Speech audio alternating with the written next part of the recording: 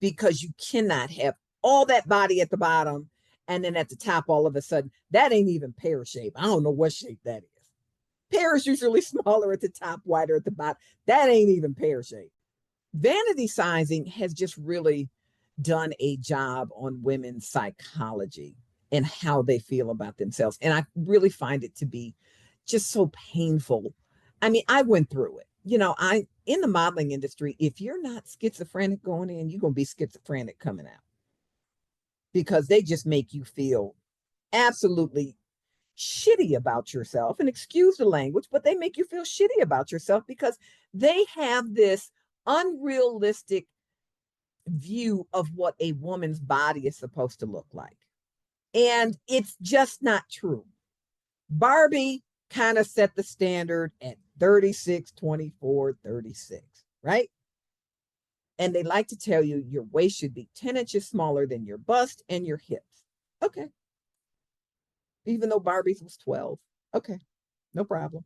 She wasn't 34, 24, 34. She was 36, 24, 36. So the thing is that we are who we are. And I really do get tired of hearing about empowering women. But when we get to our clothing, we really make women feel bad about themselves because we're not this smaller size. And then we start to talk about these Kardashians, but I have to bring it up. You have these medical grade booties, as I call them. You go out and get a BBL. So unrealistic to have this ginormous backside, this tiny waist with the flat stomach, and then perky boobs. That's all done by surgery. Let's be clear. Okay. At 64, I got the hanging bags on the top. They are what they are. They're large as I don't know what. They kill my back. Then my waist, because I'm postmenopausal, got bigger. So my waist is kind of close to my hips in the same thing. And then I got the whole, front fupa, as they like to call it. But the bottom line is I still have to have clothes. So I don't need to say at this age, oh my God, I want to be a size 10. Unrealistic, kind of stupid, because at this mature age, if you don't like me, if my clothes look like, oh my God, she's so large. That's right, I am. And I lived long enough that I deserved every pound that I got, every hot flash that I have when I'm wearing those big clothes. And I don't care if you like it or not. So the thing is let's stop making women feel bad about themselves by sizing their clothes smaller. It serves no purpose for anyone. And I hate to say it, but it really wasn't done for women who are of average income or poor. It was done to make rich women feel good about themselves. Because I remember the first time I really bought an expensive piece, it was a lot smaller in size, according to the garment, than what I wore in my less expensive pieces. So it wasn't done for the average everyday woman. This was done for women who had money to make them feel good about themselves, right? So, and then it creeped down into the average woman and the woman with the lesser income. So now everybody's screwed up. And we cannot empower women by allowing this to continue. So let's talk about where the clothes are made. A lot of the manufacturing was sent offshore to China. You're getting China sizes. That's why you're getting those cheaper clothes. They're using less fabric, right? So I remember my sister-in-law, her and I are about the same height. She's a little smaller than me, but she's like, well, I'm a size large. I said, not in Asian numbers. You're probably a 4X. She almost had a heart attack. I'm not a 4X. I said, absolutely you are. I said, because I'm a 5 or 6X. And she's like, what? I said, let me go get my clothes that I purchased offline.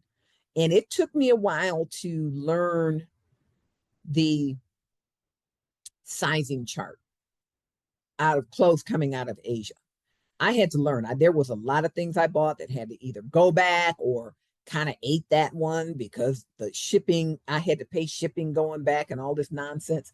So I could gift it to somebody who was smaller. But you have to learn their chart. So when I broke it down to her and she put on one of my 5X tops, it wasn't that big on. And she's like, oh my God. I said, this is what the Asian size chart is. And I said, if you do European, and you can really see it in men's clothes, I don't buy women's European clothing sizing, but I have friends who are males who do, if they're slender guys, they definitely buy the European cut because it just looks better on them. But if you're a normal American guy, you just get the normal American sizing. They don't have all the crap that we go through as women. So you have to learn the size chart to understand what size you're going to be in that market's manufacturing. Now, also understand each company does differently in the Asian market, just like they do here. So one company, you could be that 5 to 6X. Another company, you're looking, they got 8 and 9X, and you're sitting up here saying, what? What? 9X? I don't want to put on a 9X. And then you realize it's just their sizing, right? I mean, it's hilarious when you think about it. It even affected me. And I am very pro, just put on some clothes and look good. But even that 9X shocked me. I was shocked. I was like, wait a minute. I didn't want nobody to see that 9X. I did cut it out. I ain't even gonna lie to you about it. So it is a psychological thing on us women. But again, we are in, what did you tell me, Amy? This is the divine feminine era or rising. Divine feminine rising. Yes. Okay. That. So how about us define women, feminine women, say the hell with the sizing, and let me just get back to what I actually wear. So at Got Street Blues, what we did is I was always a fit model at some point in time during my career. I was shapely. I have to say, there was a time you could have shot bullets off of this body, but now they'll just go into the extra flesh instead of bounce it off. But I took every designer that I ever wore that fit me really, really well. Jones, New York, Donna Karan. And because if you remember, Donna Karan was shapely. There was a few more that I was like, I'm going to take all these. My pattern maker, Social Fit, get all the clothing that really fits you well. Oh, Harvey Bernard was another one. And I wrote everything down that fit me really great, sent her that. She went through all their sizing charts. And that's how we came up with the sizing chart for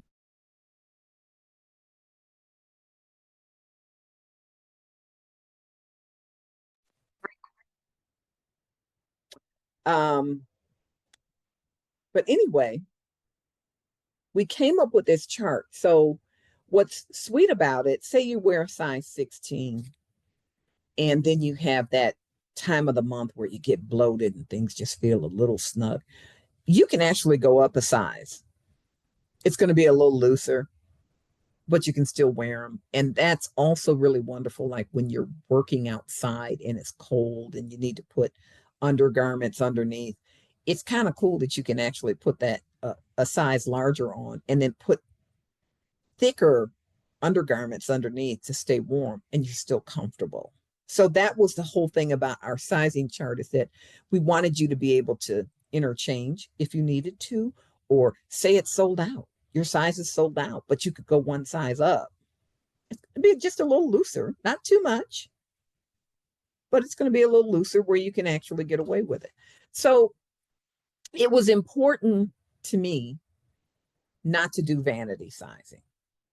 And I will tell you this, when I had my fit models, as I'd like to call them, but they were all my ex-coworkers, come over. The majority of them did not give me the proper sizing. What size are you? I know what I'm looking at. I've been in the industry too long not to know what I'm looking at when it comes to size. Oh, I'm a 14. Okay. Not on your best day, my love. Are you a 14? But that was okay. So we took measurements. So we knew they weren't a 14, but that was fine. You want to be a 14 because that's probably what your clothes said to you, that you were a size 14 because that's how they sized them, which is why you have 14, 16, 18s, and 20s in your closet because of how they're cut and how they size them. So in doing that, we let them try on that 14. Couldn't get it up their thighs. Gave them the proper size, fit perfectly. Right? So it's getting women back to understanding that whatever size you are,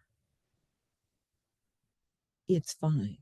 You're still that amazing, dynamic woman that you want to be or you just are. People love you for you. They don't love you because you wear a size 10. They don't love you because, oh, you know, God, she's a 6 and I aspire to be this 6. It's not about your sizing. It's about how well you can dress that body that you occupy, how you feel when you're dressed. And dressing nice doesn't just go for like when you're going out to dinner or meeting your girlfriends. Dressing well and being comfortable in and really, feeling good about yourself also extends to your work clothes.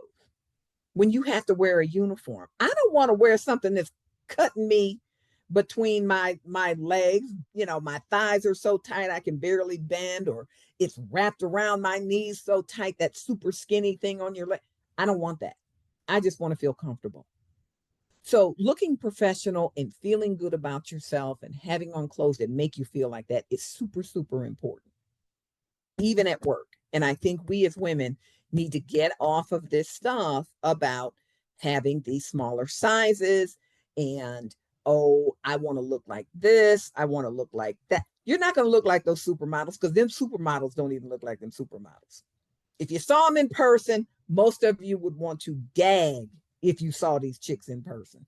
It ain't pretty. The ones that come across like they're so put together, those girls are emaciated if you see them in person. I've seen them. Some of them got such bad skin. You're like, how the heck did they say this woman was this or that? Because they edit everything. And now that everything is digital, they can make it even better. They can cut you down smaller if that's what they want. So it's not what you're looking at in magazines and stuff is not realistic. So let's get back to reality. Reality is we are fantastic as we are. So let's just be that. If I got an extra roll around the waist, I got an extra roll around the waist. My husband ain't never complained about that extra roll around the waist. Ever. And we went to therapy because I was having such a hard time because I was a model. I had to be a certain size. Oh my God. Then my body started turning on me, as I thought, because I went through menopause. Guess what? It's not a big deal. It took a long time to get there, but it's not a big deal. So being a size 14, 16, 18 is nothing that is just so criminal or devastating that you shouldn't function as a person. So vanity sizing needs to go by the way of, you know, just the black and white TV. See ya. We don't need you. We need you in living color. And I need you to have on a size that you're okay with, that it's okay to be that size 14, 16, 18. I think we all need to get back to that. And we all need to understand that they do sizing charts to sell, to make us feel bad about ourselves until we just, go goofy with diets and health clubs. And, the United States has more health clubs than any other country. Why? Ask yourself why. You're killing yourself to look like something that your body's not, it's just not meant to look like that. So let's just be who we are. So the hell with vanity sizing. That's all I have to say about it.